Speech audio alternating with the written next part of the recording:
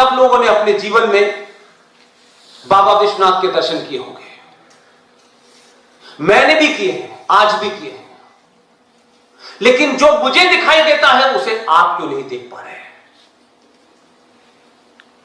हमारे घर में एक छोटी सी पूजा करते हैं, छोटी सी किसी भी चीज की पूजा करते हैं, उस पूजा में जरा सा विघ्न पड़ जाता है, कोई अनहोनी हो जाती है, तो हम कहते हैं कि नहीं अब पूजा ये नहीं रही, या तो दोबारा करेंगे या किसी और शुभ दिन करेंगे। यही करते हैं, छोटा सा विघ्न भी। उस समाज ने,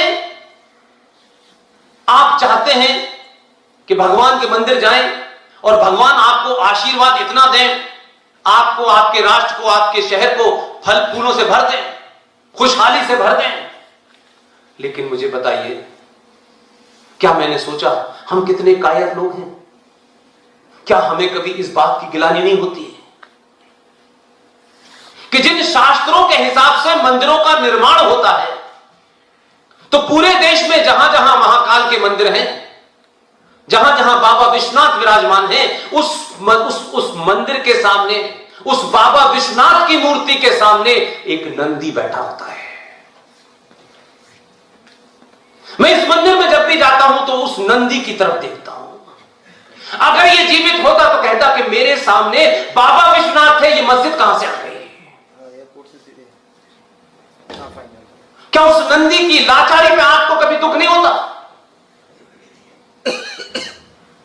क्या आपने सोचा कहते थे कि एक ऐसा मंदिर जो छिन्न भिन्न हो गया हो, जो अपवित्र हो गया हो, जो शास्त्रों के हिसाब से खराब हो गया हो, किसकी जिम्मेदारी है? पूरी दुनिया में जहां मंदिर बना हुआ है, काशी का, बाबा विश्वनाथ का, महाकाल का, उसके आगे एक नंदी होता है। वो शास्त्रों के हिसाब से होगा, उस बहस में नहीं जा रहा, लेकिन आप सब लोग दूध चढ़ाने जाते हैं, लेकिन उस नंदी की तरफ नहीं देखते। मैं हर बार उस नंदी की तरफ देखता हूं, इसलिए कहता हूं आपसे, सरकारों के भरोसे कायर समाज रहता है। अपने निजी स्वार्थों से ऊपर उठिए। हम सबको जाना है, आपकी कमाई हुई करोड़ों की दौलत भी आपके बच्चे समाप्त कर देंगे। जो आप करके जाएंगे, अगर ये आस्थाएं परंपराएं रहेंगी तो सनातन रहेगा। सब कुछ मैं करूं, अपने लिए करूं, ये नहीं हो सकता। हम बहुत बार बार चिंताएं करते हैं, लेकिन क्या हमारा कंट्रीब्यूशन है, इसकी चिंता नहीं करते। मथुरा का अलग हाल है। 150 साल के मुकदमे के बाद आपने बाबरी मस्जिद की जगह मंदिर बन गया, तो पूरा देश बड़ा उत्साहित है। तो 30,000 मंदिरों की अगर जब बारी आएगी तो कम से कम 3,000 साल लग जाएंगे। यह जिंदा कौमों की निशानी नहीं है। जिंदा कौमें अगर मरने का फन भूल जाती है, वो कौमें जिंदा नहीं रहती। इसलिए जिन्हें मरने का फन आता है, वही लोग जिंदा रहते हैं, वही समाज जिंदा रहता है, वही देश जिंदा रहता है। और जो कौमें ये ढूंढती हैं कि मरने का काम भगत सिंह का है, सुभाष चंद्र बोस का है, हमारा काम तो फूल लगा करके 19 साल प्रधानमंत्री बनना है, तो भाई साहब फिर दुनिया में लोग आपको, जो आपका हशर हो रहा है वो फिर सही हो रहा है। लेकिन गलत या सही, पूरी दुनिया आज भी, पूरी यूरोप आज भी आपको 1947 के पिताजी की संतान नहीं मानते। आपको जो 1947 में पिताजी आए, उन्होंने कहा कि सब बाकी तो मेरी संतानें हैं। पूरी दुनिया आज भी, आप विदेशी अखबार पढ़िए, मैं तो बीबीसी वगैरह में रहा तो इसलिए मुझे बाहर का ज्यादा अंदाजा है, पूरी दुनिया आज भी आपको उस भारत से जानती है जिसने जीरो का आविष्कार किया, जिसने सूरज और जमीन की दूरी बता दी। 1948 में नासा आया है। 1948 में, क्या 1948 से पहले कुंभ नहीं हो रहा था? एक गांव में हमारी माओ और दादी और नानियों ने, जिन्होंने जीवन में कोई क्लास नहीं की होगी, 5 रुपए के पंचांग को देखकर घर में बता देती है कि कल सूर्य ग्रहण होगा और इतने बजे से इतने बजे तक होगा, और इस दरमियान ये मत करना। हमने उसे मूर्ख समझ लिया, क्योंकि हमें नासा पे भरोसा है, हमें अंग्रेजी बोलने वालों पे भरोसा है।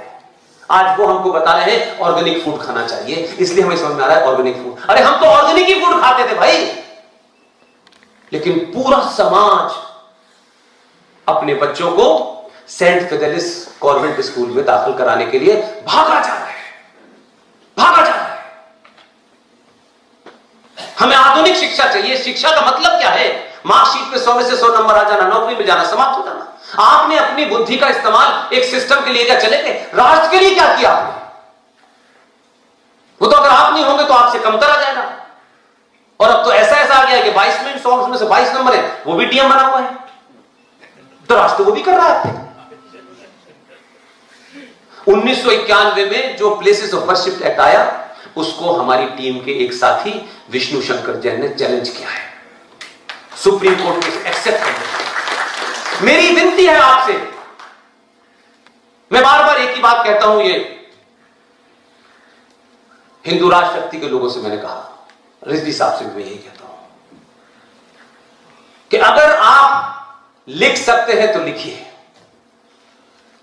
बोल सकते हैं तो बोलिए, चिल्ला सकते हैं तो चिल्लाइए, और अगर ये भी नहीं कर सकते तो जो चिल्ला रहा है कम से कम उसके साथ खड़े हो जाइए।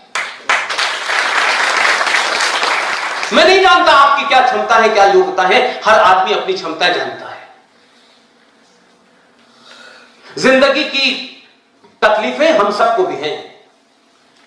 ऐसा नहीं था कि जिंदगी की कंफर्ट जोन में हम नहीं जी रहे थे, लेकिन हमने कोई समाज पे एहसान नहीं किया। खुल्ला खुल्ला कहते हैं, हमने कोई समाज पे एहसान नहीं किया। न जीडी बख्शी ने किया, न आरएसएन ने किया, न रिजवी साहब ने किया, न अंकुर ने किया, न ललित अंबारदार ने किया, न सुशील पंडित ने किया।